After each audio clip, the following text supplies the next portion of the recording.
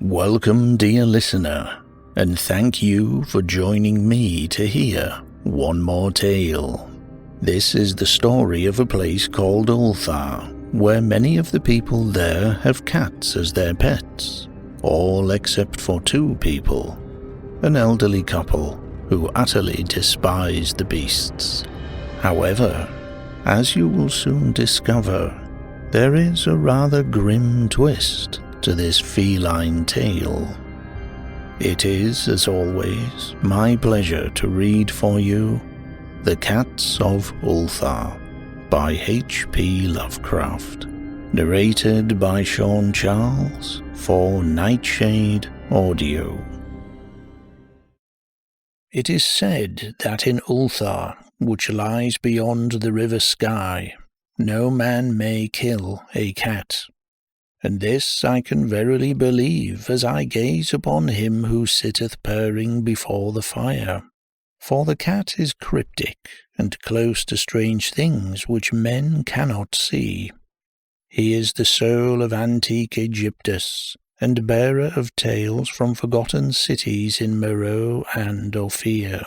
He is the kin of the jungle's lords, and heir to the secrets of hoary and sinister Africa. The Sphinx is his cousin, and he speaks her language. But he is more ancient than the Sphinx, and remembers that which she hath forgotten. In Ulthar, before ever the burghers forbade the killing of cats, there dwelt an old cotter and his wife, who delighted to trap and slay the cats of their neighbours. Why they did this I know not, save that many hate the voice of the cat in the night, and take it ill that cats should run stealthily about yards and gardens at twilight. But whatever the reason, this old man and woman took pleasure in trapping and slaying every cat which came near to their hovel, and from some of the sounds heard after dark, many villagers fancied that the manner of the slaying was exceedingly peculiar. But the villagers did not discuss such things with the old man and his wife, because of the habitual expression on the withered faces of the two, and because their cottage was so small and so darkly hidden under spreading oaks at the back of a neglected yard. In truth, much as the owners of cats hated these odd folk, they feared them more, and instead of berating them as brutal assassins, merely took care that no cherished pet or mouser should stray toward the remote hovel under the dark trees.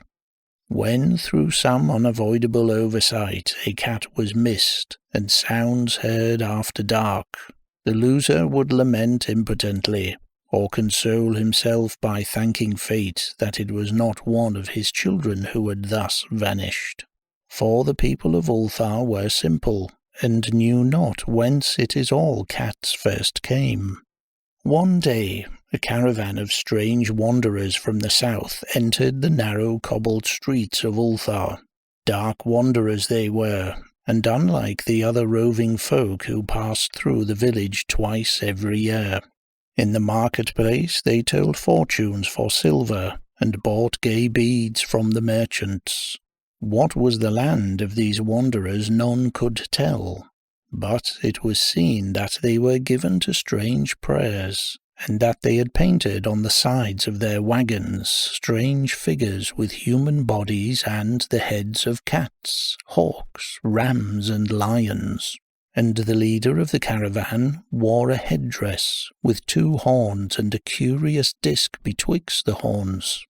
There was in this singular caravan a little boy with no father or mother, but only a tiny black kitten to cherish.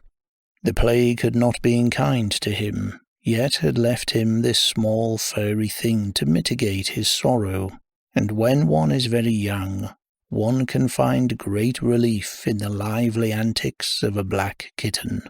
And so the boy, whom the dark people called Menez, smiled more often than he wept as he sate playing with his graceful kitten on the steps of an oddly painted wagon. On the third morning of the wanderer's stay in Ulthar, Menez could not find his kitten, and as he sobbed aloud in the marketplace, certain villagers told him of the old man and his wife, and of sounds heard in the night. And when he heard these things, his sobbing gave place to meditation, and finally to prayer. He stretched out his arms toward the sun, and prayed in a tongue no villager could understand, though indeed the villagers did not try very hard to understand, since their attention was mostly taken up by the sky and the odd shapes the clouds were assuming.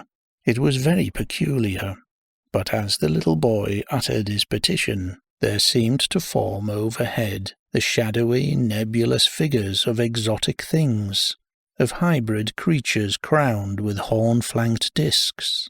Nature is full of such illusions to impress the imaginative. That night the wanderers left Ulthar and were never seen again, and the householders were troubled when they noticed that in all the village there was not a cat to be found. From each hearth the familiar cat had vanished. Cats large and small, black, grey, striped, yellow and white. Old Crannan, the burgomaster, swore that the dark folk had taken the cats away in revenge for the killing of Menez's kitten, and cursed the caravan and the little boy. But Nith, the lean notary, declared that the old cotter and his wife were more likely persons to suspect, for their hatred of cats was notoriously and increasingly bold. Still, no one durst complain to the sinister couple, even when little Atul, the innkeeper's son, vowed that he had at twilight seen all the cats of Ulthar in that accursed yard under the trees, pacing very slowly and solemnly in a circle around the cottage, two abreast, as if in performance of some unheard-of rite of beasts. The villagers did not know how much to believe from so small a boy, and though they feared that the evil pair had charmed the cats to their death, they preferred not to chide the old cotter till they met him outside his dark and repellent yard. So Ulthar went to sleep in vain anger, and when the people awaked at dawn, behold, every cat was back at his accustomed hearth. Large and small, black, grey, striped, yellow and white, none was missing. Very sleek and fat did the cats appear, and sonorous with purring content. The citizens talked with one another of the affair, and marvelled not a little. Old Crannan again insisted that it was the dark folk who had taken them, since cats did not return alive from the cottage of the ancient man and his wife. But all agreed on one thing, that the refusal of all the cats to eat their portions of meat or drink their saucers of milk was exceedingly curious. And for 2 whole days the sleek, lazy cats of Ulthar would touch no food, but only doze by the fire or in the sun. It was fully a week before the villagers noticed that no lights were appearing at dusk in the windows of the cottage under the trees, when the lean Nith remarked that no one had seen the old man or his wife since the night the cats were away. In another week the burgomaster decided to overcome his fears and call at the strangely silent dwelling as a matter of duty, though in so doing he was careful to take with him Shang, the blacksmith, and Thul, the cutter of stone, as witnesses. And when they had broken down the frail door, they found only this: 2 cleanly picked human skeletons on the earthen floor, and a number of singular beetles crawling in the shadowy corner. There was subsequently much talk among the burgesses of Ulthar. Zath, the coroner, disputed at length with Nith, the lean notary, that Crannan and Shang and Thul were overwhelmed with questions. Even little Atal, the innkeeper's son, was closely questioned and given a sweetmeat as a reward. They talked of the old cotter and his wife, of the caravan of dark wanderers, of small Menes and his black kitten, of the prayer of Menes and of the sky during that prayer, of the doings of the cats on the night the caravan left, and of what was later found in the cottage under the dark trees in the repellent yard. And in the end the burgesses passed that remarkable law, which is told of by traders in Hatheg and discussed by travellers in Near, namely, that in Ulthar no man may kill a cat.